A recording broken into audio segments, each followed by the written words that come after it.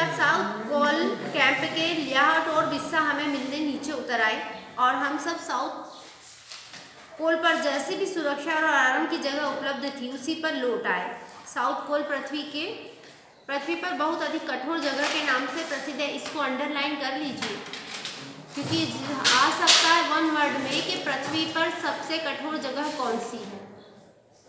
अगले दिन सुबह 4 बजे उठ गई मैं, बर्फ पिघलाया और चाय बनाई। कुछ बिस्किट और आधी चॉकलेट का हमारा नाश्ता करने के बाद मैं लगभग 5:30 बजे अपने तंबू से बाहर निकल पड़ी। अंगदौर जी बाहर खड़ा था और कोई आसपास नहीं था। अंगदौर जी बिना ऑक्सीजन के चढ़ाई करने वाला था, लेकिन इसके कारण उसके पैर ठंडे पड़ते जा रहे थे। मैंने आपको पहले बताया था जैसे जैसे हम ऊंचाई पे जाते हैं हमें क्या ज़रूरत पड़ती है, ऑक्सीजन की। इसलिए जो भी पर्वतारोही रहते हैं अपने साथ सिलेंडर ले जाते हैं, बट एक नहीं ले जा रहा था जिनका इन्होंने नाम अंगदौर जी बताया है। तो उनके पैर ठंड से क्या होने लगे थे, ठंडे पैर पड़ने लगे थे।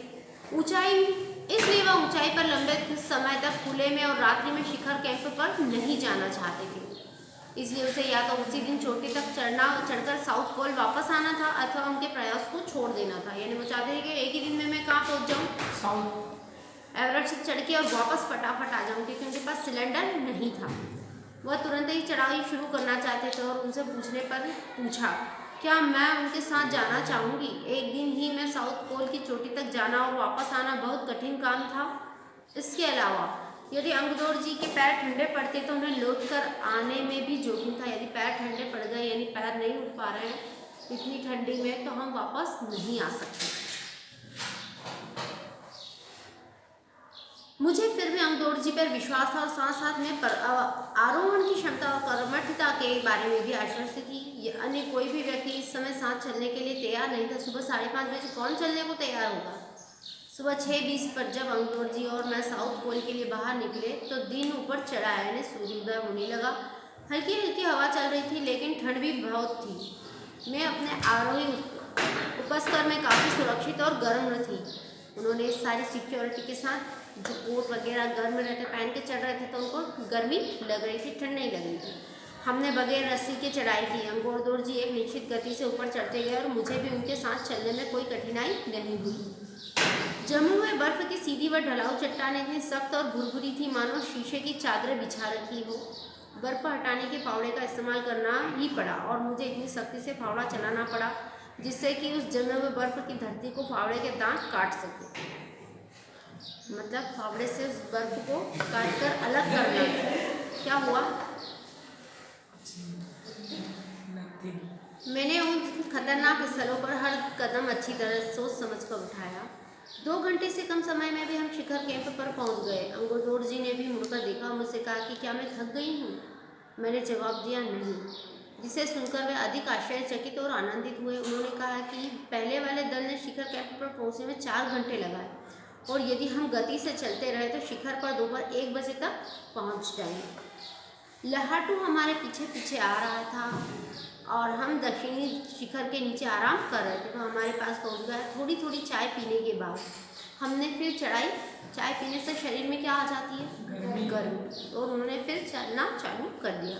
लहाटू एक नायलॉन की रस्सी लाया था, इसलिए अंगदौर जी और मैं रस्सी के सहारे चढ़े, जबकि लहाटू एक हाथ से रस्सी पकड़े हुए बीच में चल रहा था। उसने रस्सी अपनी सुरक्षा का बजाय हमारे संतुलन के लिए पकड़ी हुई थी।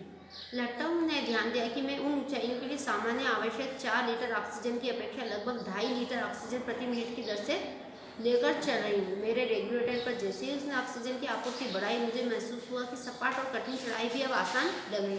उसने क्या कहा, तरह ऑक्सीजन का जो सिलेंडर था वो कम ऑक्सीजन ले रही थी, उन्होंने उसकी नोक बढ़ा दी तो वो और फुर्ती से यानी और तेज गति में आगे चलने लगी। दक्षिण शिखर के ऊपर हवा की गति बढ़ गई। उस ऊंचाई पर तेज हवा के झोंके भुरभुरे बर्फ के कणों को चारों तरफ उड़ा रहे थे, जैसा कि आपको चित्र में दे रखा है। अनेक बार देखा कि केवल थोड़ी दूर के बाद कोई ऊंची चढ़ाई नहीं है, ढलान एकदम सीधा नीचे चला गया है।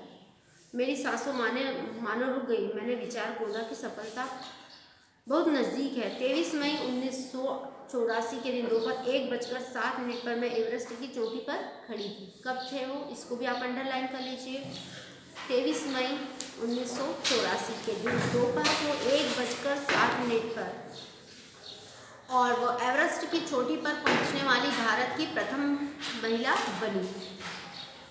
एवरेस्ट शंकु की चोटी पर इतनी जगह नहीं थी कि 2 व्यक्ति एक साथ खड़े हो सकते। मतलब एवरेस्ट की चोटी इतनी छोटी थी कि पतली थी कि उस पर सिर्फ एक इंसान ही खड़ा हो सकता था, 2 इंसान खड़े नहीं हो सकते थे। चारों तरफ हजारों मीटर लंबी सीधी ढलान को देखते हुए हमारे सामने प्रश्न सुरक्षा का था। हमने पहले बर्फ के फावड़े से बर्फ की खुदाई कर अपने आप को सुरक्षित रूप से स्थिर किया। यदि मान लो बर्फ पे खड़े हैं और पिघल गई बर्फ तो हम भी उसके साथ नीचे आ सकते थे, है ना, इसलिए उन्होंने अपने आप को पहले सुरक्षित किया। इसके बाद मैं अपने घुटनों के बल बैठी, बर्फ पर अपने माथे को लगाकर मैंने सागर माथे के ताज का चुंबन लिया। बिना उठे ही मैंने अपने थैले से दुर्गा माँ का चित्र और हनुमान चालीसा निकाला। मैंने इनको अपने साथ लाल कपड़े में लपेटा था, छोटी सी पूजा अर्चना की और वापस उसको बर्फ में दबा दिया। आनंद के इस क्षण में मुझे अपने माता पिता का ध्यान आया। जैसे मैं उठी मैंने अपने हाथ जोड़े और मैं अपने रज्जू नेता अंगदौर जी के प्रति आदर भाव से झुकी। अंगदौर जी ने जिन्होंने मुझे प्रोत्साहित किया और मुझे लक्ष्य तक पहुंचाया।